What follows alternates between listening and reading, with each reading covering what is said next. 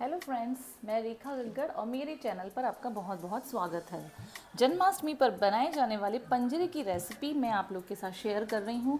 हमारे लड्डू गोपाल जी को भोग लगाने के लिए पंजरी एक मेन प्रसाद होता है, तो आज मैं वही पंजरी बनाने वाली हूँ जो कि खाने में बहुत टेस्टी है, हेल्दी है और इसको मैं ट्रेडिशनल तरीके से बनाऊँगी, आटा पंजरी। तो चलिए आज की रेसिपी को शुरू करते हैं और बनाते हैं आटा पंजरी। Hey friends, welcome to my channel Mrs Baker and I am Rekha Gaggad. तो आज फिर से हम बनाने वाले हैं एक बहुत ही बढ़िया सी रेसिपी, वो भी आसान तरीके से। तो चलिए चलते हैं किचन की तरफ। तो सबसे पहले आटा पंजरी बनाने के लिए यहाँ एक पैन को मैंने रखा है गैस के ऊपर और उसमें हम डालेंगे थोड़ा सा घी, यानी कि 1 TSP इसमें हम डालेंगे घी। और यहाँ पे लिया है मैंने 2 टेबलस्पून फूल मखाना। तो बहुत कम घी के साथ इसको हम क्रिस्पी और क्रंची होने तक रोस्ट करेंगे। फूल मखाना बहुत ही हेल्दी होता है और इस पंजरी में इसको यूज़ करने से बहुत अच्छा टेस्ट भी आता है। तो मीडियम फ्लेम पर आप इसको अच्छे से क्रिस्प होने तक रोस्ट कीजिए। फूल मखाना यहाँ पर अच्छे से रोस्ट हो चुके हैं। मुझे लगभग 2 मिनट लगे इसे लो टू मीडियम फ्लेम पर रोस्ट करने में। चलिए इसे हम निकाल लेते हैं। अब फिर से वही पैन लिया है मैंने और इसमें हम डालेंगे काजू और बादाम। 7 से 8 काजू और 7 से 8 बादाम हैं और इसके साथ ही मैंने यहाँ पर 2 तरह की मेलन सीड्स लिए हैं, तो वो भी हम इसके साथ डाल देते हैं। काजू और बादाम को मैंने यहाँ पे छोटे छोटे पीसेस किया है ताकि ये जल्दी से रोस्ट हो जाए। अब यहाँ पर पैन में जो थोड़ा बहुत घी लगा है ना, बस उसी में हम इसको रोस्ट करेंगे। ज़्यादा घी हम यहाँ पर अभी ऐड नहीं करेंगे। देखिए ड्राई जो नट्स हमने इसमें रोस्ट किए ना, उनका कलर अच्छा सा चेंज हो चुका है। चटकने की आवाज़ तो आपको सुनाई दे रही होगी। तो चलिए इसे भी निकाल लेते हैं फूल मखाना के साथ। फिर से वही पैन गैस पे रखा है और इसमें हम डालेंगे लगभग 2 टेबलस्पून घी। अब हम फ्राई करने वाले हैं यहाँ पर गोंद। पंजरी में यूज़ करने से इसका टेस्ट ऑसम हो जाता है। तो इस तरह का जो गोंद है ना, वो पंसारी की दुकान पर मिल जाता है मार्केट में। अगर आपके पास इससे बड़ा गोंद है तो मिक्सर जार में डालकर उसको थोड़ा सा फाइन क्रश कर लीजिए, जिससे कि वो अंदर तक अच्छे से सिक जाएगा। चलिए जैसे ही घी गर्म होता है इसमें हम थोड़ा थोड़ा गोंद डालकर फ्राई करेंगे। गोंद का अच्छे से फ्राई होना बहुत ज़रूरी है। अगर ऐसा नहीं हुआ, गोंद कच्चा रहेगा तो खाते टाइम आपके दांतों में जाके चिपकेगा ये, जिससे पंजरी का जो स्वाद है ना वो भी एकदम से ख़राब हो जाएगा। तो ये जो प्रोसेस है गोंद फ्राई करने का, ये बहुत ध्यान से करना है। मीडियम फ्लेम रखिए और इस तरह से लगातार चलाइए, जिससे क्या होगा, सभी तरफ से अच्छे से गोंद फ्राई होगा, अंदर तक इसके अच्छे से सिकाई होगी। तो यहाँ लगभग मैंने 2 टेबलस्पून गोंद लिया है और आप देखो कि इसका कलर जो है हल्का सा ब्राउन आने लगा है, लेकिन फिर भी इसे हम चलाते रहेंगे ताकि थोड़ा बहुत जो अगर अंदर से कसर बाकी भी रह गई होगी तो ये अच्छे से फूल जाएगा। मतलब गोंद को फ्राई हुआ है या नहीं परफेक्टली चेक करने के लिए इस तरह से आपको देखना होगा कि ट्रांसपेरेंट सा दिखने लगता है। चलिए गोंद अच्छे से फ्राई हो चुका है और ये देखिए स्पैचुला से जब मैं इस तरह से इसको क्रश कर रही हूँ तो ये इजीली प्रेस हो रहा है और क्रश हो रहा है। तो बस गोंद को हमें ऐसे ही फ्राई करना है। थोड़ा सा ठंडा होने के बाद इसको आपको क्रश करके रखना है। अब बारी है यहाँ पर आटा भूनने की। तो फिर से उसी पैन में मैं डाल रही हूँ 2 टेबलस्पून घी और अब यहाँ पे लिया है मैंने गेहूं का आटा, क्योंकि हम हेल्दी पंजरी बना रहे हैं, आटे की पंजरी बना रहे हैं।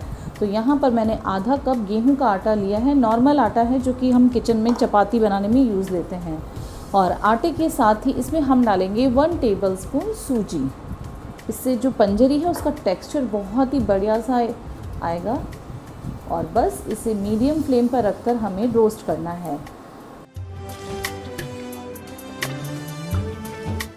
कान्हा जी को है ना पंजरी बहुत प्रिय होती है। प्रसाद में अगर हम इसको चढ़ाएं ना तो कान्हा जी बहुत खुश हो जाते हैं। साथ ही पंजरी है ना कई तरह की बनती है, जैसे कि धनिया पंजरी बनती है, आटे की पंजरी बनती है, सिर्फ मेवा डाल के भी पंजरी बनती है, सूजी की पंजरी बनती है। बहुत ही टेस्टी लगती है ये पंजरी। एक बहुत ही ज़रूरी टिप, पंजरी बनाना तो वैसे बहुत आसान है, जल्दी भी बन जाती है, लेकिन ख़ास बात जो हमें ध्यान रखनी होती है वो होती है कि आटे को जो है आप रोस्ट किस तरीके से कर रहे हैं। एक तो आटा सूजी अच्छे से रोस्ट होना चाहिए, तब तक इसको रोस्ट करेंगे जब तक कि इसका कलर हल्का बादामी नहीं आ जाता है। और दूसरी बात, इसको लो फ्लेम पर रोस्ट करना है। थोड़ा सा टाइम टेकिंग प्रोसेस है ये, लेकिन अगर आप हाई फ्लेम पर जल्दी जल्दी करेंगे ना इसको रोस्ट, तो क्या होगा कि खाते टाइम में ना दांतों में थोड़ा सा आटा चिपकेगा, फील होगा आपको कि कच्चा लग रहा है, पंजरी अच्छी नहीं बनी है। तो ये लीजिए गाइस, पूरे 15 मिनट मुझे हो चुके हैं आटे को रोस्ट करते हुए और रिज़ल्ट बिल्कुल आपके सामने है। अच्छा सा कलर आ चुका है सूजी और आटे का। तो बस इसी तरह आपको रोस्ट करना है इसको। साथ ही टेक्सचर आप देखिए कितना बढ़िया सा दरदरा सा इसका टेक्सचर आया है। चलिए अब इस स्टेज पर हम क्या करेंगे, यहाँ पर डालेंगे 1/4 कप कोकोनट।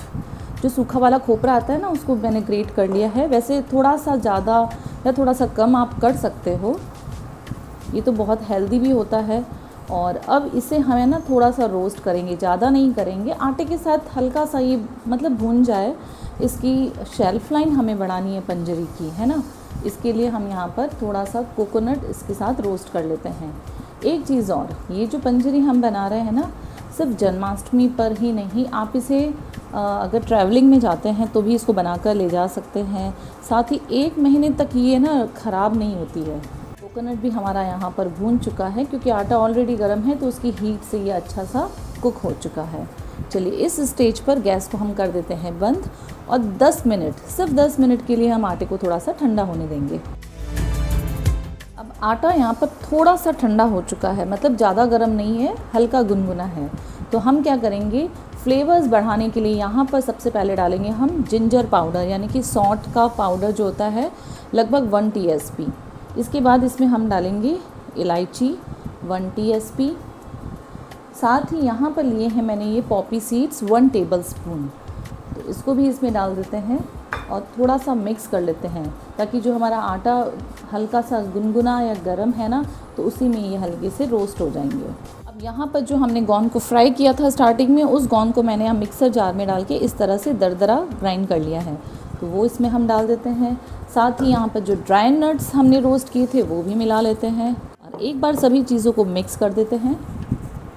और अब बारी है इस पंजरी में मिठास ऐड करने की। तो यहाँ पर मैंने लिया है ये चीनी का तगार, मार्केट में मिल जाता है, ये थोड़ा सा दरदरा टेक्सचर का आता है। और अगर ये नहीं मिलता है या नहीं है तो इसकी जगह आप मिश्री आती है धागे वाली, उसको ग्राइंड करके डाल दीजिए। तो इन दोनों से ये टेस्ट बहुत अच्छा आएगा, हेल्दी भी रहेगा ये। तो ये चीनी मैंने डाल दी है लगभग 1/2 कप और बस इसे मिक्स कर लेते हैं और तैयार है हमारी बहुत ही बढ़िया सी हेल्दी टेस्टी कान्हा जी को भोग लगाने के लिए पंजरी। तो ये लीजिए, कान्हा जी को भोग लगाने के लिए मैंने तो बना ली है पंजरी। भाई आप कब बनाने वाले हैं, तो फटाफट से इस वीडियो को देखकर लग जाइए कान्हा जी के भोग बनाने में। और हाँ, कैसे लगा ये वीडियो ज़रूर से कमेंट बॉक्स में कमेंट करके बताइएगा। अगर वीडियो ज़रा सा भी पसंद आता है ना, तो अपने फ्रेंड्स और फैमिली मेम्बर्स में शेयर करना बिल्कुल मत भूलिएगा। साथ ही अगर चैनल को सब्सक्राइब नहीं किया है तो सबसे पहले चैनल को सब्सक्राइब कीजिए, साथ ही बेल आइकन को प्रेस कीजिए, ताकि जब भी मैं कोई नया वीडियो अपलोड करूँगी तो उसका नोटिफिकेशन आपको मिल जाएगा। तो मिलते हैं ऐसी ही और यमी रेसिपी के साथ, तब तक के लिए bye bye. Happy Janmashtami to all.